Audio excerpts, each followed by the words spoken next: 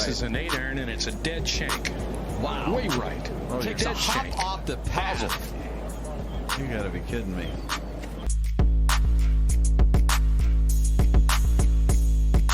Very tough pitch shot right here. You got to hit it into the hill. One hop up and bite, and it's in. Kind of like that.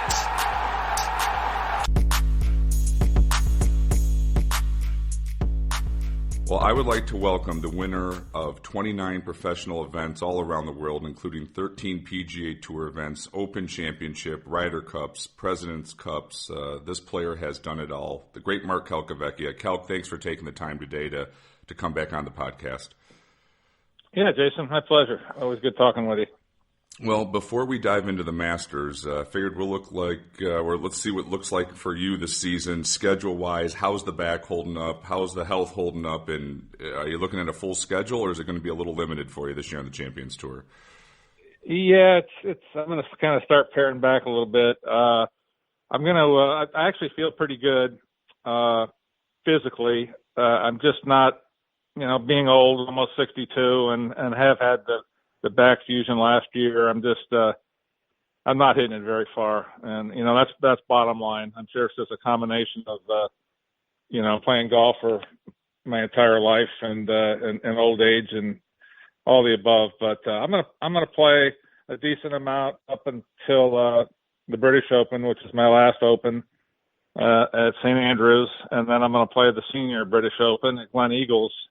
And then after that, I'm probably only going to play maybe 3 tournaments the entire rest of the year, and then kind of pick and choose next year, kind of where I play. But yeah, I'm slowing down a little bit. The Open Championship, I was listening to another podcast you did with Willie Wilcox, and how cool is that they granted you at the home of golf, right, your final exemption? Like, you got to be pumped up for that experience. And can you compete on that golf course with some precision? Because it's not overly long, for a major championship track per se. Yeah, if it's not, you're right. There's a couple holes that are super long, but the par 3s aren't long, and there's only 2 of them. But if it's nice and dry, and I can get some roll, there's no reason that I can't play well there. And making the cut is obviously my goal. I'm not going to threaten anybody with a top 10 or anything, but. You never know unless I start making every putt I look at. But at any rate, it's very cool to play my last Open there, and my kids are looking forward to it. My daughter just texted me yesterday and said she made her plane reservations. So yeah, my kids are coming, and son-in-law and Brenda, of course. So it's going to be a great time. The fans are something special there, right? They have such appreciation for their Open champions, and it's just got to be. I mean, every time you go back, right? It's special. It is, and I'd be telling you this even if I had never won the Open. It always has been and always will be my favorite tournament to play in, just because of the fans. Really, the whole atmosphere of the event is just so cool, and the fans are just fantastic over there, and they they all remember I won the Open way back when, and still give me a nice applause and things like that. So it's pretty cool. And there's a champions dinner. Is that only at St. Andrews? So it's like every 5 years that all the Open champions. What's that experience like? Yeah, it's just like the every year at Augusta, obviously the past champions dinner. So yeah, every 5 years at St. Andrews, it's pretty amazing. Now my only issue is if I can squeeze into my suit or one of my suits. So I was just thinking about trying that on this week. Yeah, I'm losing a few pounds to be safe. But yeah, it's fun. Everybody gets dressed up, and you're up there at the top of the clubhouse, overlooking the first tee and the secretary's office up there, sipping on wine or champagne or whatever, and just talking to everybody. And it's cool. Have you played the golf course at Glen Eagles for the Senior British Open? And if so, is it a course that suits your game? Because I can't, if you could get one more on the Champions Tour, right, to have the little brother to the big brother would be one hell of an accomplishment. Yeah, that would be cool. I have played it. I played a Scottish Open there. I think Michael Allen won that year, if I recall. and it might have even have been the week before Trim. I can't really remember, but I have played it. We're playing the King's course. I don't remember too much about it, but I remembered I really liked it. I thought it was a pretty cool course, and so looking forward to that. Yeah, absolutely right. That would be if you could get that one with that. I always think that I think the Open's the most special championship. People argue Masters are Open. I would take it Open, but to have both on the shelf, that'd be pretty damn cool. So yeah, I would. All right, you have been in this position. What is Scotty Scheffler feeling this morning after you wake up with one of the greatest championships in golf? What is that feeling like? Well, he's obviously an amazing player. He's only 25 years old, and he's won 4 times in the last or something. Just a unbelievably great stretch of golf, and to get the number 1 in the world, and then win your next tournament after you get the number 1 is just amazing. And have it be the Masters is he's feeling really good. He's feeling like he's on top of the world, and his confidence level's got to be through the roof, which, I remember those days. You go to the golf course and everything's great. You're excited to play. You're confident. It's just a question of how many under you're going to shoot. One of those deals, it's not, it's, the old saying, when you're playing great, you never think you're going to play bad again. And when you're playing bad, you never think you're going to play great again. So he's definitely in the play great mode right now. That's for sure. Is it how long did it take for you to kick? For it to kick in of what you just accomplished? Is it quick? Does it take some time away from the game a little bit to go? My God, that claret jug is mine. How long will it take, in your opinion, probably for him to just recognize the magnitude of it? Probably this week at some point. I'm sure today he's tired and excited, but tired. Obviously, it probably was a long night for him. But again, a long, good night after all the press and things like that. So, this week he'll just look at that trophy. Excuse me. I don't know if he's playing in Hilton Head or not this week, but if he's not, he's going to have a good time looking at that trophy and watching the highlights and realizing, what he accomplished. And it's after I won the Open, it was kind of a whirlwind because my first wife was due with our daughter the Sunday of the Open. So I got straight back to Arizona as fast as I could on Monday, and was just kind of sitting around waiting for the birth of Brittany. So that was obviously a great and exciting time for me as well. I was going to ask you from a ball striking standpoint, because you guys kind of played naturally, the same ball flight of that hard fade. And, watching him yesterday was a little shaky from having a few double crosses, right, where all of a sudden it's left of left. Right. And as a player, you're playing well, you're confident, but all of a sudden, boom, out of nowhere, that happens. And then your short game saves you. Boom, it happens again. How do you clear the mind of, okay, let's get back to the golf shots I hit? And then is it stressful when your short game is that good and you're making it, or is there a comfort zone in that going, okay, even if I miss a green, I'm chipping and putting so well, I'm just going to grind through this and I'm going to find my rhythm again?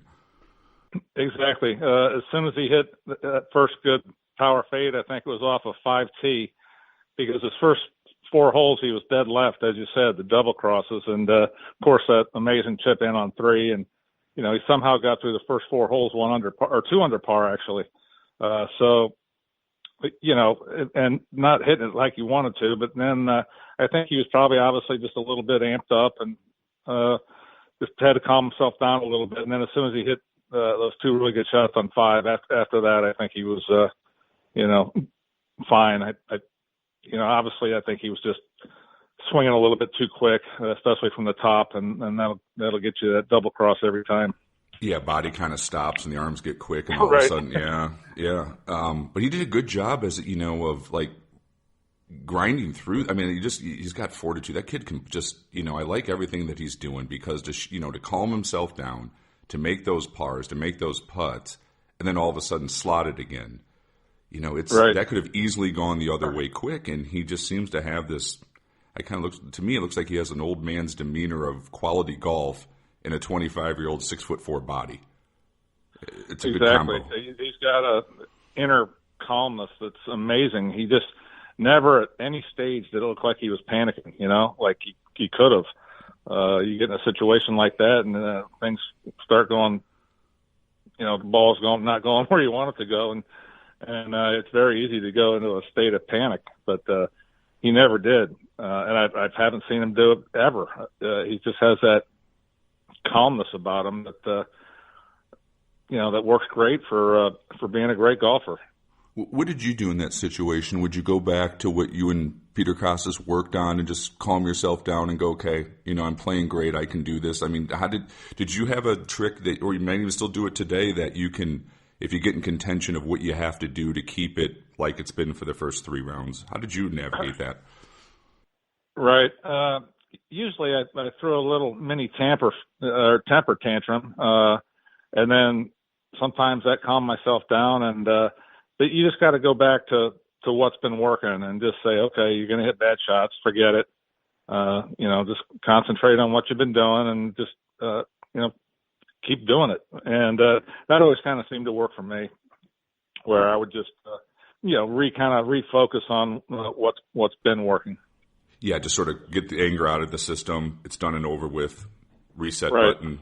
Let's hit the power fade next. Good swing on the next shot. I can do this sort of scenarios where you could get yourself sort of back in that rhythm. I'm assuming something like that. Exactly. Yeah.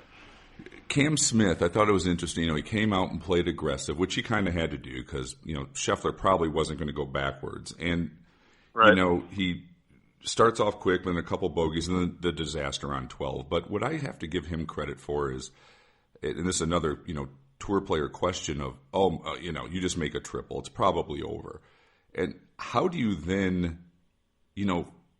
get over that and start playing quality golf, which he did again. Like, he finished pretty strong. He had a rough couple holes, and I understand it because you're kind of like, my God, this thing's over. But right. for him to gut it out, and make those last, I think he made 2 birdies in the last 4 or 5 holes, he's a world-class player. And is that a tough thing to come back from once you have that kind of one bad swing can cost you a tournament, and that happened with him? Yeah.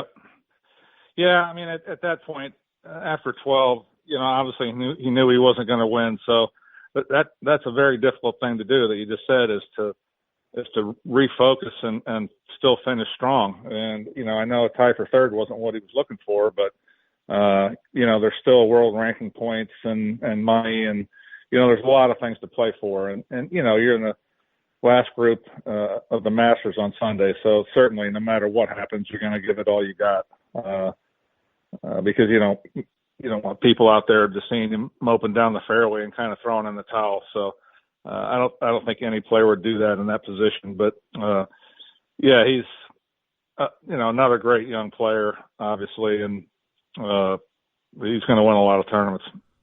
Yeah, he just does that putting stroke, right? I mean, he does everything well. It's long enough, but it's just right. It's perfect. Like, in my head, if I could accelerate a putter and hold it like that, it's just no practice strokes. It's just this effortless looking. It looks so simple, but it's just pure, right? It does look simple. Some putting's not simple, but he makes it look simple. It's just it is probably the purest stroke out there. Other than Tiger, who always had the purest looking stroke. But yeah, Cameron he's just an amazing putter. And, you can go out and win the Players' Championship. You can win a major championship, right? I mean, that's interesting. You played in all of them. Does the Players, like, to get through that hurdle, would you say that's, I know it's not a major, but it's as damn close as you can get. Is that still, right, that pressure feel like major championship pressure when you're, just Players versus a major, or is there still a little bit of a difference? I think it's the 5th major. I really do. It should just go ahead and be called that. I'd say the pressure there, especially because you got 17 and 18 to stare down, to get through that and get the win. So I think the pressure there is exactly the same as it is a major. So, yeah, I mean, I don't think Cameron Smith was any more nervous yesterday than he was the last round at the Players. It's pretty much the same feeling, or at least it always was to me. Yeah, getting it over the hurdle. He's going to be back, and like I said, he showed me a lot on those last 4 or 5 holes of. That's why he's a champion. He's not going anywhere anytime soon. Not with that golf game. No. Rory Mcilroy. All right, so here's that round was just brilliant, and I don't know if you noticed this, but it looked so free. He just looked like 2011 Rory, where it's just see target, no mechanics, from short game to putting to all of it. And sometimes to me, he looks like it's a little mechanical on Thursday when he's so talented when he's on. Like, did you see that? And then how do you get him to sort of like play with that? I always call it like a 14-year-old's freedom, where you just let it go. Yeah, that's a good question. I did notice that. And you know what? I think he got up Sunday morning and realized that he was going to have to shoot something really low and hope for a miracle. But it was a beautiful day. There wasn't much wind. You know, I get the feeling he just really felt like playing golf yesterday. And sometimes you come out to the golf course and it's cold and windy, and you know you're kind of stressed out about the conditions sometimes, and you know it's going to be a battle. But I think yesterday he just got up and looked outside and said, "Wow, what a beautiful day to go play Augusta National," and just went out and had a blast. And you know that's the whole key. If you could get yourself to feel like that every single round, especially him, I think he'd be winning even more than he does now. Yeah, like I noticed his putting stroke even looked free. It just looked free, where he looks like he's just playing golf. God, he's such. I don't know if there's anybody any better when he's fully on all 8 cylinders than Rory Mcilroy, of just how good he drives it. He's probably the best driver of the ball in the world in terms of distance and accuracy. And you know, sometimes he gets roughed up about his wedge game, like he doesn't hit a lot of very good wedges or 9-irons, but he's still awful good. You know, you can't get up there and hit it inside 10 feet every time you got a wedge in your hand. So I think he gets a little bit too much grief for that. But yeah, man, with his ability and talent and the way he can hit the golf ball, it's pretty impressive. Yeah, he just, once again, talking about Cam Smith's putting stroke looking effortless. It's his whole game looks effortless when he's on, you know, when it's all synced up. And it was fun to watch yesterday. What a round on a tough golf course. I mean, right? Yeah, to make it look that easy. And ask you this too. I don't know how they seem to do it every year, but it seems like Augusta National always seems to never screw shit up, where it's like they get the right amount of birdies versus bogeys without goofy pin positions. They always seem to find that right balance between like a U.S. Open and a PGA Championship, and it's such a great tournament from that standpoint. Do you think is it the layout of the golf course that allows this ability for them to make it kind of hard on Saturday for a great round to shoot up? Then all right, we're going to give you some. There's a 64, 65 out there yesterday if you can do it, but they right. don't make it where it's goofy, for lack of a better word. Like, what do you think it is about Augusta that allows them to kind of control the setup to get this great narrative every year? Yeah, that's also a good question. I think what helped this year with the windy conditions and the cold conditions on Friday and Saturday was the fact they had so much rain. So, you know, the greens were still, relatively soft. And with brutal conditions, if you get rock hard greens, it's going to be a disaster. Like what happened at Shinnecock Hills in the U.S. Open that one year. They lost the greens. You know, there was always going to be enough moisture in the greens all week that they weren't going to get out of control. So that kind of helped. But you're right. Year in and year out, they do an amazing job there of if you play well and hit good shots, you're going to make a bunch of birdies. I mean, there's 5 or 6 super hard holes, but there's about another 10 holes in that course that you know, you honestly, if you hit a good shot, you got a good chance of making birdie. And I think that really helps with everybody's mental, you know, in their mind, if they know that, you know, it's a tough day and it's windy and it's cold, but there's still par 5s you can birdie and reach, and you know, a couple real short par 4s and some pins that you know you can use the slopes to get near the pins. So I think all that combo together really makes Augusta you know, great every year. Yeah, they just never seem to have it where it's just boring or it's not unexciting, right? Like even you know, Scheffler was probably going to win after 12, but then, you know, Rory comes storming in, right? Like it's just always, I don't know, they always seem to just do such a wonderful job of capturing. Like when I texted you yesterday, like the back nine's going to be exciting, right? And there was a low Yeah. round out there. It's just, it's from that standpoint, from being a fan, it's pretty special to watch each year. Going to ask you about Tiger too, your buddy there. Thoughts on that, and then also thoughts on trying to do what Mr. Hogan did, where can you do playing 5, 6, 7 times a year and be competitive, or more than likely is that so hard without getting that tournament rhythm, or is that a cliche that's not true for you guys? Like, you have to go play. There's golf and then there's tournament golf. Like, how do you see this potentially unfolding for him? Well, I think, first of all, it was an amazing effort to make the cut and walk all 72 holes there, including, I guess, 3 days of 9-hole practice rounds. So that is probably the hardest walking golf course that the guys play, for sure. I mean, there's side hills, there's down hills, up hills, you name it. And it had to be miserable on his foot, his ankle.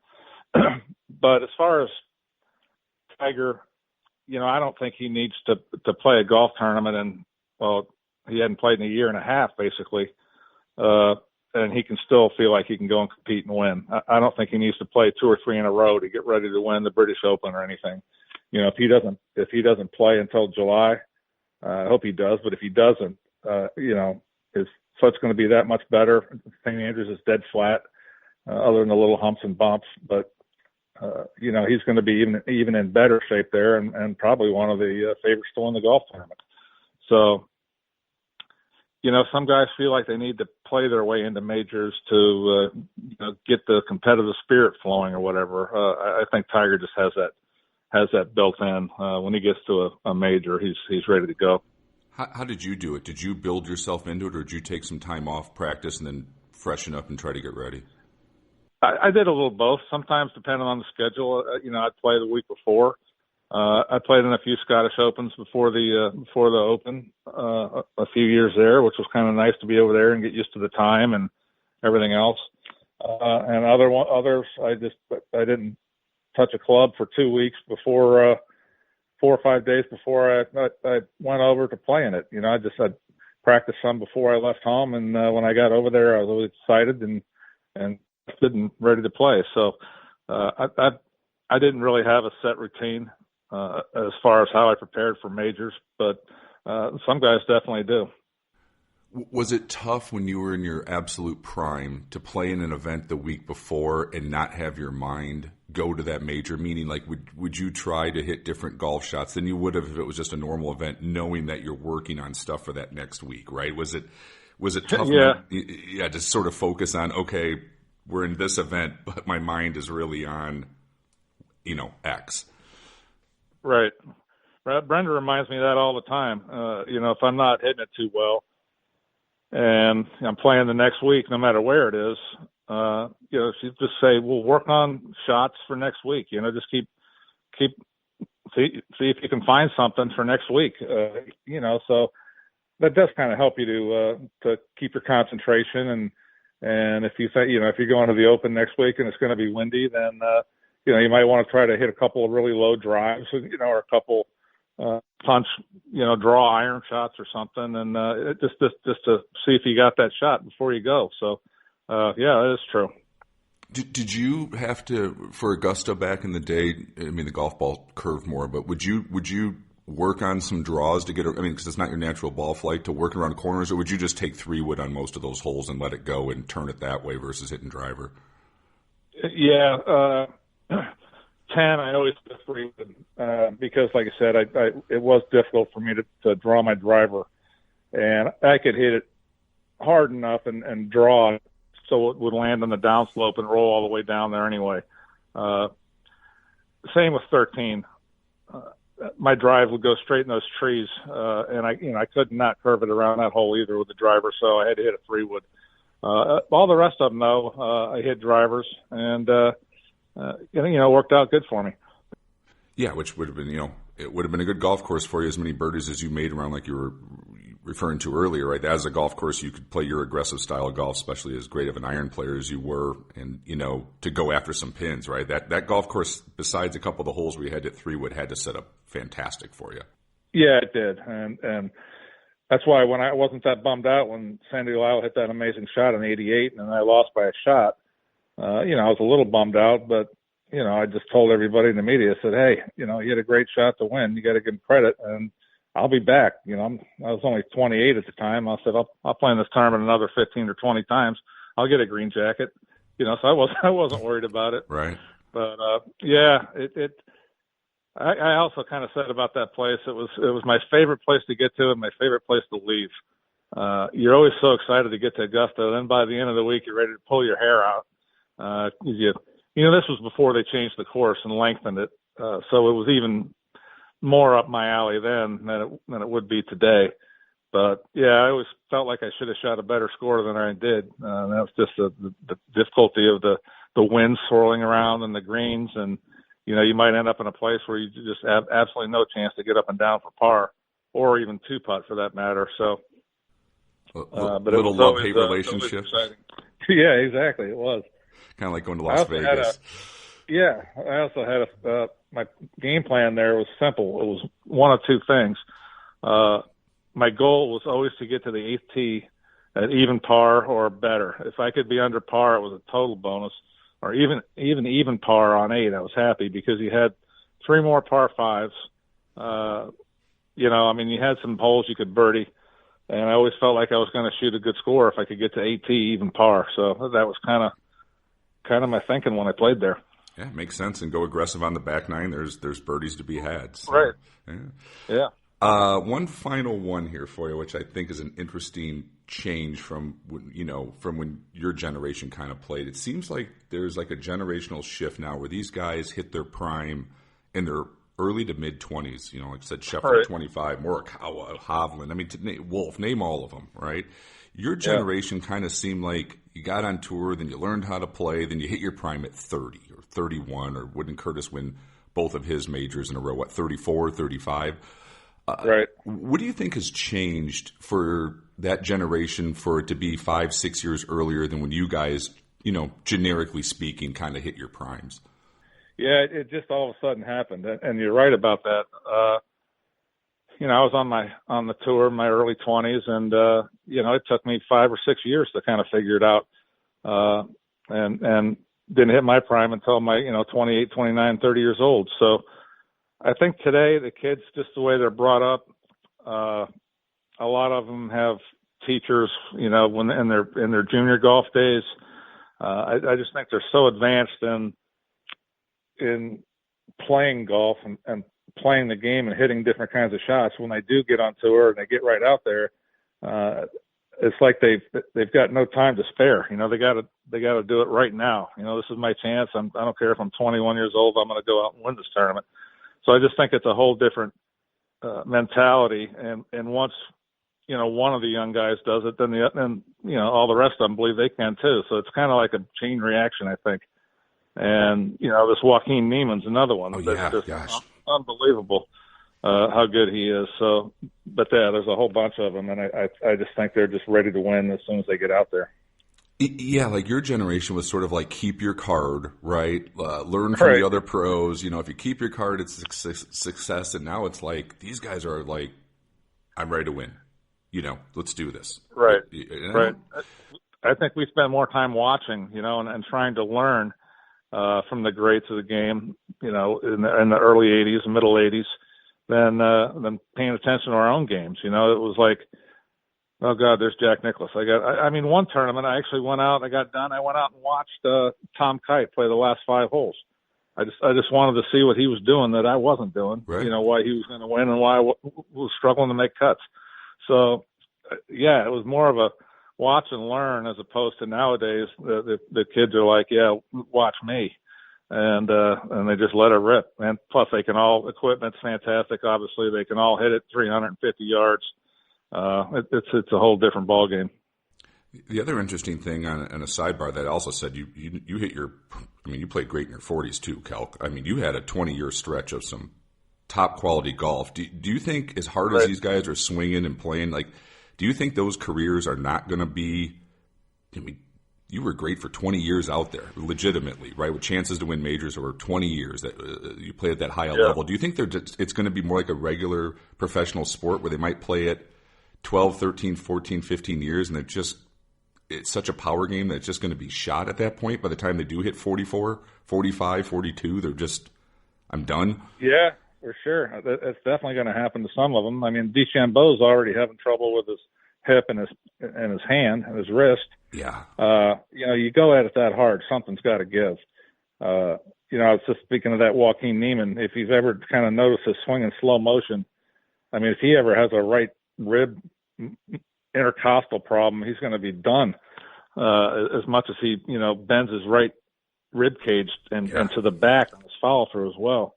But now he's like a rubber band. I'm sure he's going to be fine for a while, but yeah, as hard as these young guys go at it now, something's got to give later on in their careers for sure. But the argument would be, what if you can play at that level for 10 or 12 years, you're going to be set for life anyway. So do you go you go at as hard as you can for that period till the body says I'm done, and then that's okay.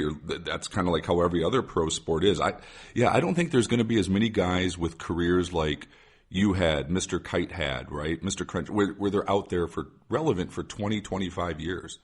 I think it's going to be harder. Right. I think it'll definitely be harder. And you're right. Once something gives them their body and they've already made $90 million or whatever, and they might just say, "Well, that's it. That's good enough for me." And play once a week at home and go at it about half speed, and that call it a career. I don't know. I don't know how long they're going to last. It'll be interesting. I hope I'm around when they get into their 40s to see what happens.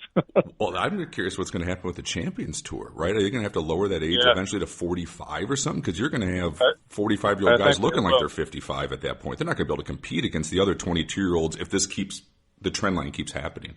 Yeah, I mean that's what we talk about. That's in the no man's land, is when you're about 42 to 50, and you're either hurt, injured, or broken down, or just not playing well. What do you do for the next 8 years, 7 years? So I do think they'll lower it to 45 at some point, just because there's that 5 years is, a lot of guys won't have anything to do. So I think it'll be for the senior tour to keep on going. I think they're going to have to do that at some point. And it might make sense for the tour, too, so the guys don't become irrelevant, right? Like, let's say, for example, well, you would know this better than anybody else, but by the time you played the PGA Tour for 20 years, by the time you hit 45, you are injured and hurt, right? There's no way you're not without some ailments going on here at this point. Right. There's not many 45 to 50-year-olds playing great on the PGA Tour right now, other than Stuart Sink and Lee Westwood, really. And I won when I was 47, so I still played really good up until I was in my early 50s. But then again, I didn't go at it like these guys go at it. It's going to be interesting to see what happens. Yeah, I think for the Champions Tour, too, like if you would have had Stuart Appleby out there at 45, right, because he was kind of a big name, then all of a sudden, from a marketing standpoint, he's irrelevant for 5 years because of injury and the game's, he's not playing a power game. I don't think it'd be the worst thing to see these guys transition from playing really good on the PGA Tour, boom, 45. Like if you had Pat Perez going at 45, right, he'd be great for the Champions Tour. He would, yeah. Right. I hope they actually think about doing that at some point, because I think it helps the marketing of the tour from an average fan's recognition that, oh, yeah, I know Pat Perez, and, oh, okay, he's playing with you guys out there. I'll watch that. Versus, once again, one more injury for Pat, and he might have to wait it out till he's 50. So, yeah, I don't know. It's going to be interesting to see where these guys go, but, man, there's a lot of talent with these young guys out there, and it's fun to watch. Yeah. Well, thank you for your insights. I always appreciate it. It's always great to get your perspective. I mean, you have seen and done it all, so it's always interesting to pick your mind and kind of get an idea of what these guys are going through and what you're seeing out there. So thanks for the time today, Calc. I really, really appreciate it. Yeah, Jason, my pleasure. Anytime, bud.